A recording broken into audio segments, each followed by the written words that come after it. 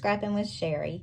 In a previous video, I showed you how to use this border frame punch to make this border on this page. I've already got my pictures matted, but in looking at how to finish this page off, I decided it would be a good opportunity to teach you to use another Creative Memories product, and that is our envelope and bow creator.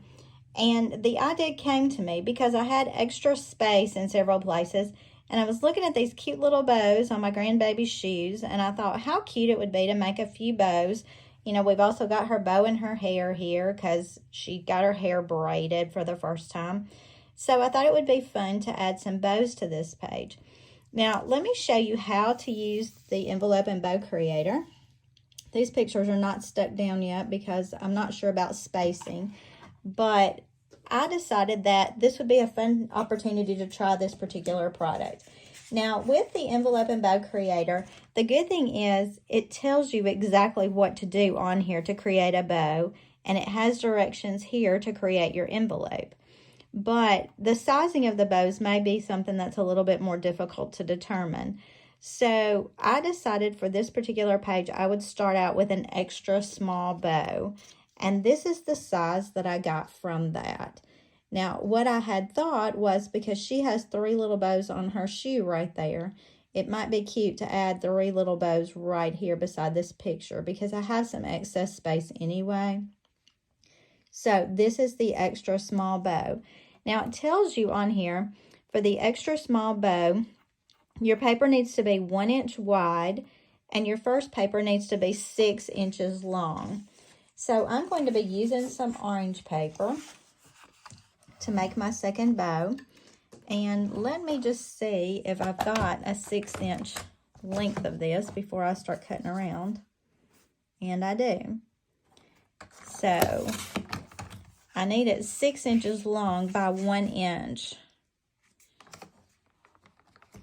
I'm just going to cut that little 1-inch piece right there. But then it also tells me that in that 1-inch width, I need a 3.5-inch length as well. So this is my 6. I'm going to cut another 1-inch width, but I need that one 3.5 inches long. So there's that one. And then I need one that is 1 inch by 1/4 inch. So that's going to be a tiny little piece of paper. And you'll see why in just a minute.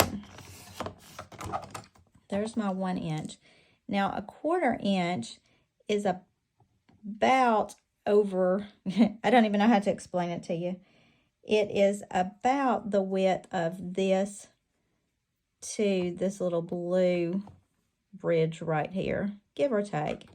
And this measurement is one that doesn't have to be totally exact.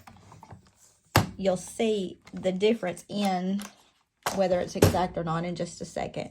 And then these are scraps that we can dispose of. And I am using Creative Memories cardstock for this bow. I used Creative Memories paper for this. This was some of the newer paper that's a little bit thinner. So it worked really well. We'll see how the cardstock works on this.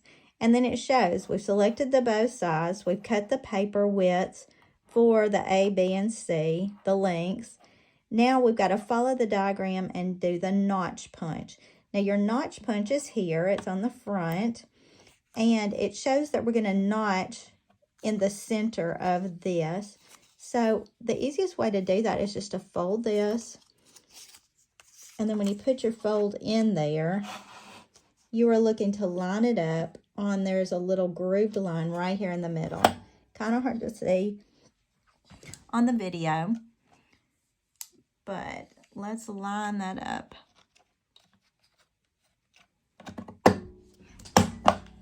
And you punch it, and then you're going to turn it over and punch it again on the opposite side. That second time, it's a little easier to line up because you can see where the notch is and just kind of divide it evenly. Now, those notches are coming out the bottom, so you don't have to worry about it jamming up inside there. You're also going to notch your ends on this. And again, you're going to put those in so that the edge of it is right by that little raised center divider right there. Notch that side. And flip it around and notch the other. And that gives us our point here. And then we're going to do the same thing again.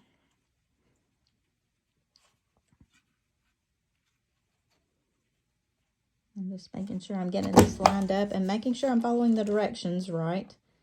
I hate to tell you how to do things the wrong way, but occasionally I do. All right, so we got that part done. And now our smaller piece, we're going to do the same thing. We're going to notch in the center and then notch the outside edges. So again, fold it in the middle to get you a center divider line. And then just match that divider up with the little edge there. I got that one just a touch off. But I'm going to make this one look just like it. And I'm hoping that you can see on the camera that little line right there. I probably need to take my black Sharpie and just go up and down that line just to make it a little bit darker. But then we're going to notch our sides again, our little edge corners.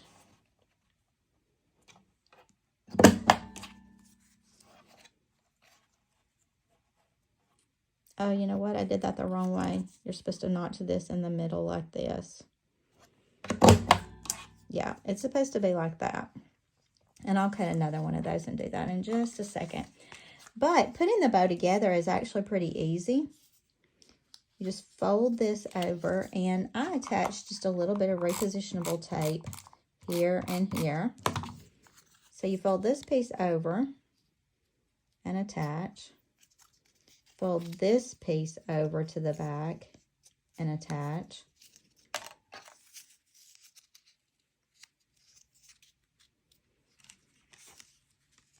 And I discovered on my last one that I had to cut off just a little bit of the straight edge right here. Just to make that bow look good right there. That's probably a problem in the way I've lined things up. I don't really know, but it works nonetheless. So let me go back and cut that other 1 inch by 3.5 so I can show you how to finish this bow out. 1 inch by 3.5. And again, this is for the extra small bow.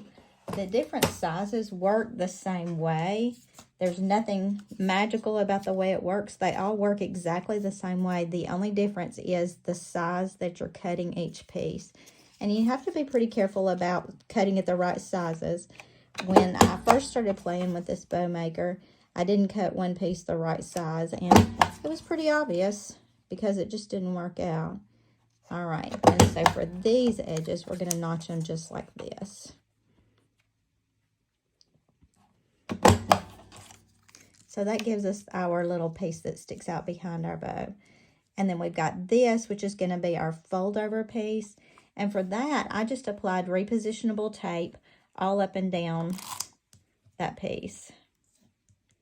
You could use regular tape for this too. And I found for me the easiest thing was to lay this on here, put one edge of that on, just like that with my repositionable tape, and then fold it, and then fold it again. And that gives me the little center piece that holds the bow together. Now you can see with the cardstock, I'm not getting as easy a puff.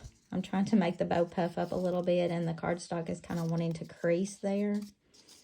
So that may be the difference in using the thinner paper versus the cardstock paper. Now, obviously, when this goes on my scrapbook page and I page protector it, it's going to get mashed down anyway.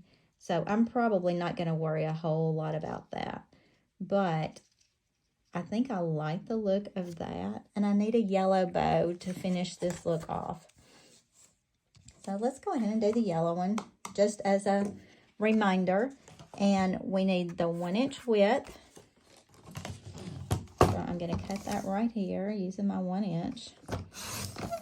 I hope this is a 6 inch length. It's going to be real close. Ew, that's like 1/8 of an inch short, but I'm going to try it and see what happens. And then I'm going to need another 1 inch by 3.5. And then I need that 1 inch by 1/4.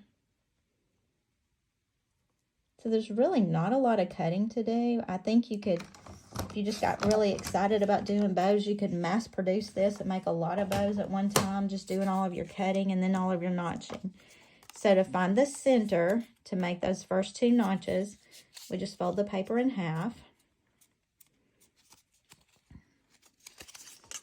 Put that center into that center mark, punch, then flip it over, do the same thing again. And then on this particular bow, on the biggest part, we notch the corners out this way.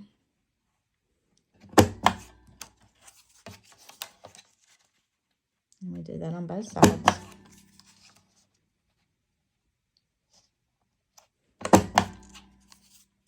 And then we've got to do almost the same thing with this one. Now again, with the cardstock, you see it's creasing and it's making definite crease lines. So you may want to do this with your thinner paper.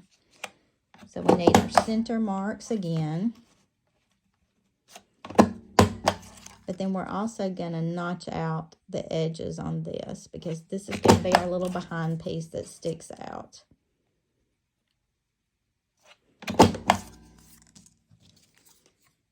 So a little repositionable tape here and here. We'll fold that over and fix it underneath. Can you see the creases because of the cardstock paper? Yeah, I'm thinking this may actually bother me. I may have to go back and find some yellow and some orange that's not cardstock. And then we're going to put repositionable all on this little piece here.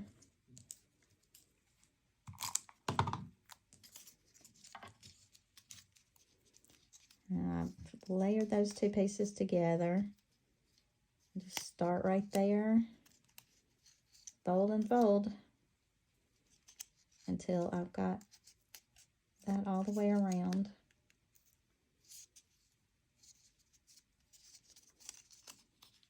And we've got bow number 3. Now, I obviously like the look of the pink one much more than the other 2 because you do see those definite fold lines. So I'm going to play with this. I will show you the finished product at the end of this video. But what do you think about the bow maker? I could see that this could be fun, especially on some of these cute little girly pages. It's me again. You know how sometimes the best ideas strike you after you've just finished another idea? Well, I was cleaning off my table and I saw that I had these leftover pieces right here. These are the ones that I had cut when I was trying to make the inserts for those. And I started thinking how I could use these because I feel like I need something right here. I'm going to either title or journal here, but I needed something there. So I started playing with these and just kind of moving them around.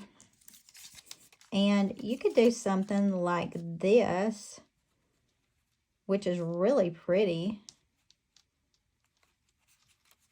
Of course, I'd have to use some repositionable tape on that. But that makes a nice border. But then I thought, well, what if I start staggering these so that they look braided like the baby's hair in the pictures? So I moved them around a little bit, and I really like the look of that. I think that's a nice border look. It brings in all of my colors. So I'm going to go ahead and tape these down. I've got my edge on here that I'm going to be using to tape them together. And I'm just going to, I think I'm going to put my pink on the top because I like the pink better. These other colors are not my typical color choices, but I do use pink a lot with this baby. So I'm just kind of centering this on these 2 little punches right here. And I'm just adding it straight on there. And then let's put some more repositionable tape right down through there. And decide where we can add this pink so it shows up nicely. And let's see, this time I'm going to center those orange ones. Well, if I do that, that covers up too much of my yellow. So we're just going to slide it down just a touch. But that gives us a pretty neat braided look there. Now I'm going to cut the end off of this using my personal trimmer, because we need it to have a definite end right there, so there's not jagged pieces here and there. And then I'm going to just tear it right here. Y'all know I don't do everything exacty, but that's going under my picture anyway. And I do want to cut off a little bit more of this edge. I think that edge is just a little bit too bold. I don't want a lot of that showing. You know, sometimes the best ideas just come out of your scraps. And I know that y'all have seen that a lot with things I do. I start something and then I see a piece laying to the side and it just inspires me to do something a little bit different. Now look, does that not give you kind of the feel of her little braided hair right there? So let's run some repositionable down that.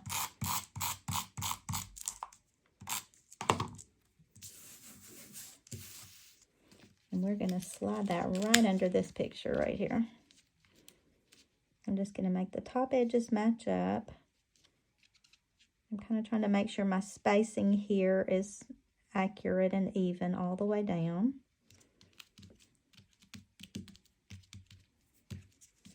And we just got a really neat border design using our leftovers.